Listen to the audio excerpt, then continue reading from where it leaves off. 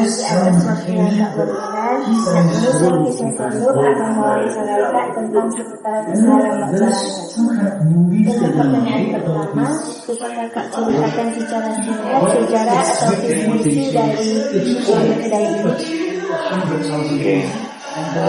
Sejarah awal berdiri itu 5 Oktober 2021. Visi sebenarnya kan semua mempunyai tongkrongan. Ada beberapa orang yang sedang nongkrong mereka, dan pada waktu itu Kak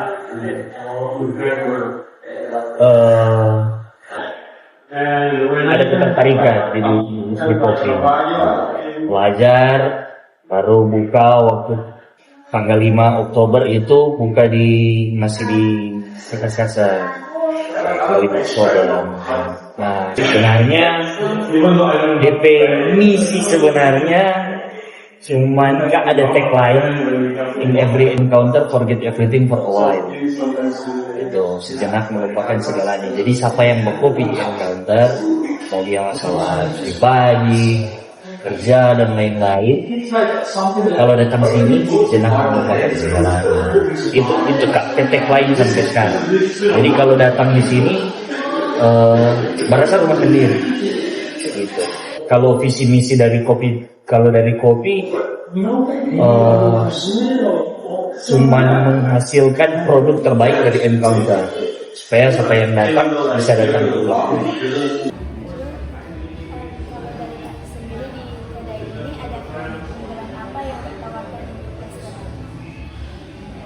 Kalau produk unggulan sebenarnya ada 2, yaitu kopi encounter coffee dengan coffee lemon.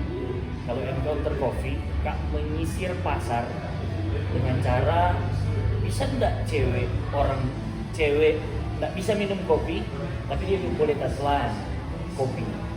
Itu encounter coffee, karena di dalam satu produk encounter coffee ada 4 ingredients yang bisa menyasar semua kalangan.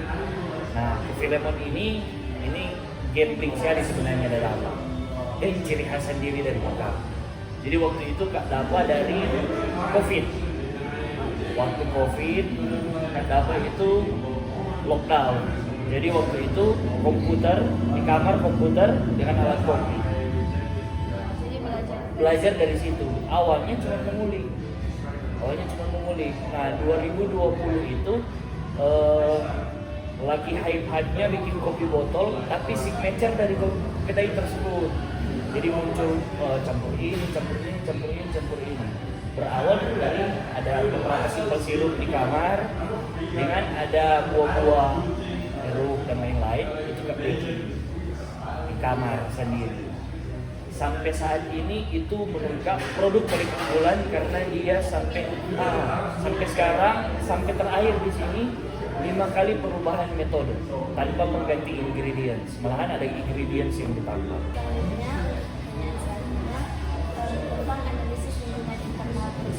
Bagaimana budaya kerja di sini mempengaruhi kinerja karyawan? Kebetulan Kak itu lulusan psikologi. Kak peminatan itu psikologi industri dan organisasi. Nah, kalau Kak dapat dari kampus sampai Kak penerapan di kedai itu, Kak kinerja dengan cara take and give. Nah, yang kerja di sini kan rata-rata Murkesi itu 21 ke bawah.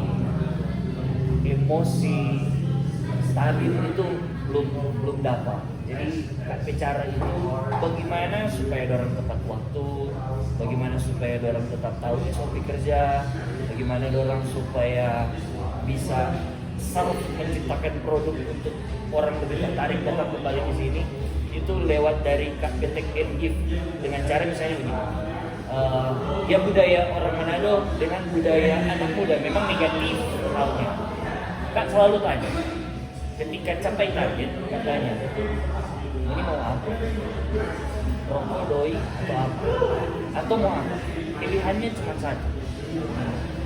Memang hal yang negatif, tetapi itu Kak rasa dari 4 tahun berjalan itu take and give yang dorang jadi semangat. Jadi ketika dorang satu hari shift, target apa? Dorang bersenang-senang ini malam. Karena stay mau. Yes, take mau. Jadi DP besok mau dorang mau dengan segala kondisi apa, dorang datang tepat waktu. Gitu. Itu Kak bicara dengan cara lain orang mau bikin apa, Kak sharing. Jadi Kak itu founder owner tidak pernah merasa beda kasta. Kak itu selalu merendah, sejajar, selalu sejajar supaya orang merasa oh dia tidak cuma main brand dapat orang, dia tahu deh satu. Selanjutnya, analisis eksternal perusahaan. Apa saja faktor eksternal seperti regulasi pemerintah atau persaingan pasar yang mempengaruhi strategi usaha? Kalau dari faktor pemerintahan,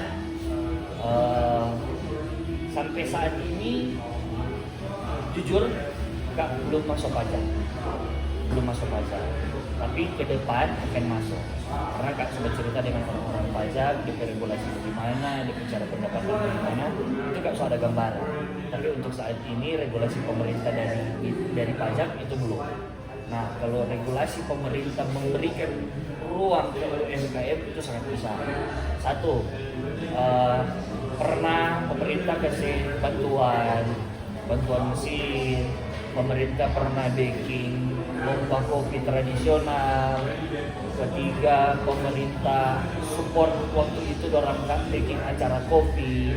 Itu DP. Kalau dari faktor eksternal itu pemerintah sangat dibutuhkan sekali. Karena orang, ya namanya orang ada di dalam kota.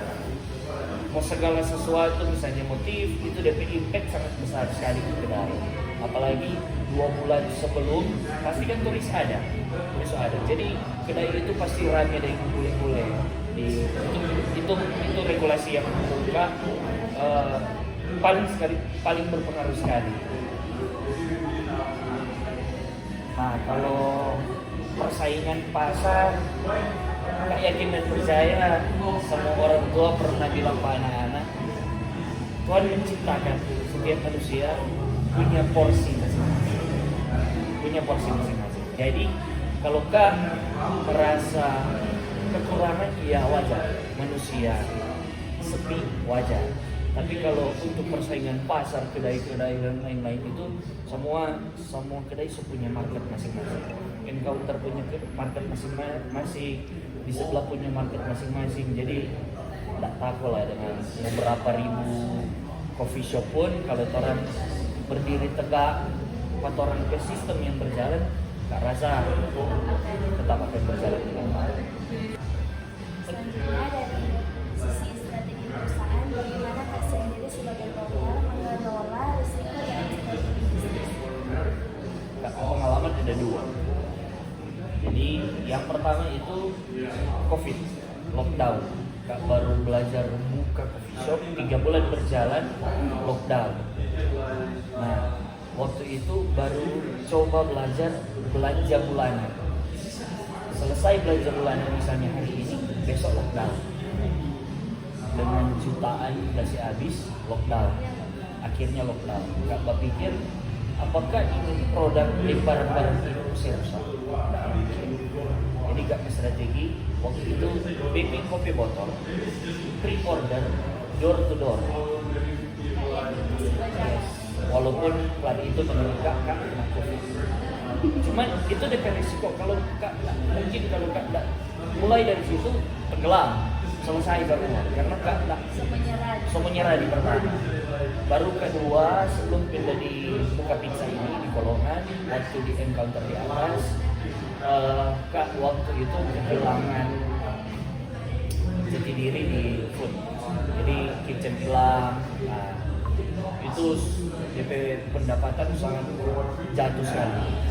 Cuman Kak berpikir, Kak masih banyak teman yang mana tidak semua datang makan, tidak semua datang minum kopi. Nah, berjalannya waktu itu sekitar 8 bulan kalau tidak salah, itu pendapatan rendah sekali. Kak strategi mau melawan resiko itu supaya itu kedai kita tutup, momentum Piala Dunia. Momentum Piala Dunia Kak bilang kaget waktu itu tadi mau tahu kedai mesti buka sampai bersih, orang berganti mau bayar dengan cara apapun, mau beli modem, mau bayar ini, pokoknya bikin semua benda juga ada di kedai. Nah, begituan waktu itu omset naik, tidak lama kemudian pindah deposit. Jadi kalau misalnya resiko ada beberapa yang mungkin bukan mau sombong, tapi kalau cuma sepi satu hari memang ya, secara manusiawi ya katanya cuma begini, kayak begini, cuma tidak lawan ke COVID dengan waktu itu. So, ada pengalaman besar ya. Ada pengalaman besar. Terakhir, bisa rencana usaha terus berkembang dan beradaptasi perubahan lingkungan. Pertanyaan kedua, Kak, bagaimana usaha ini berencana untuk terus berkembang dan beradaptasi dengan perubahan lingkungan bisnis di masa depan? Kak tarik ke belakang dulu sejarah kopi. Jadi Indonesia itu terkenal dengan penghasil pembuat coffee shop terbanyak di Indonesia. Nah dulu kopi ini cuma secara tradisional, tubruk, pakai saringan. Nah semakin berkembangnya zaman, Indonesia ambil budaya barat, Eropa, jadi berkembang pakai mesin. Nah, yang saat ini ada di Encounter budaya Italia, Jepang, Australia yang ada di sebagian besar di Indonesia pakai ini 3 negara budaya, DP metode. Nah, strategi berikut sampai sekarang semua berlomba-lomba kedai itu beli mesin mewah untuk menarik pelanggan. Walaupun si coffee maker ini baking kopi, ada orang yang minum coklat, orang yang suka DP vibes kopi banget. Begitu lah. Nah, kalau Kak berpikir mesin proper untuk industri kopi, ke depan bagaimana supaya ini bertahan di masa depan dan menyesuaikan di masa depan. Satu, roastery.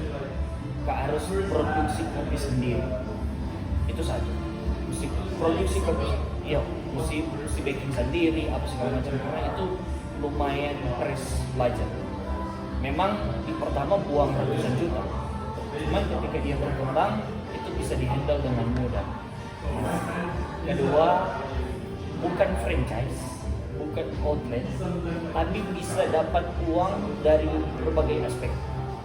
Dalam hal jual kopi di event ini, di event ini, jadi Kak boleh lepas semua. Di industri kreatif misalnya, kalau Kak lebih senang industri kreatif yang bicara dengan otomotif. Nah, DP market itu sangat besar. Jadi case itu modal 800, mau balik 3 kali lipat dari situ. Karena DP peminat, DP budaya di otomotif ada di coffee shop. Nah, kalau ke depan Kak berpikir itu kayak Sprite, Coca-Cola bisa besar. Sampai saat ini. Mungkin di hari raya itu yang diminati orang. Kalau tujuan di kopi catering itu wajib. Dan packaging berikut itu bukan cup lagi, kaleng yang menyerupai Coca-Cola, Sprite. Berinovasi. Jadi nanti sebentar ada coffee shop, ada rumah produksi untuk itu. Karena kalau orang stay di sini, ya orang ada, orang pendapatan ada, income setiap hari ada, tapi stagnan begitu terus. Nah kalau Kak ibarat ke bisnis sobasa ini, Kak dapat duit, tak kumpul, buang pulang cuma mau habis begitu. Nah, mungkin bagi yang kita ambil, dan pasti berpikir bagaimana omset supaya tunjung langit terus. Jadi selain Kakak karena dapat lapangan pekerjaan. Sama dengan ini contoh kecil, Anos kegiatan yang lain, ya mungkin yang kerja di Kak masing-masing ini orang tua masih bisa handle, tapi dalam etos, dalam segala sesuatu minimal kuota bensin tidak minta, baju apa segala macam tidak minta. Dan mungkin Kak berpikir waktu Kak ke sekolah ke depan bukan orang yang mau masuk PNS, tidak. Orang suka kerja bebas, jam kerja bisa diatur, itu aja. Karena yang orang tahu kalau PNS regulasi seperti apa, kalau di swasta seperti apa. Maka UMKM ini yang berpikir bisa tidak kita barista dengan kitchen staff itu lebih dari 10 orang. Itu menyerupai perusahaan loh kalau 10 orang. Itu Kak harapan. Karena jujur pribadi bukan mau sombong, maksudnya berpikir senang sekali kalau kasih tahu orang kalau orang udah kerja bebas.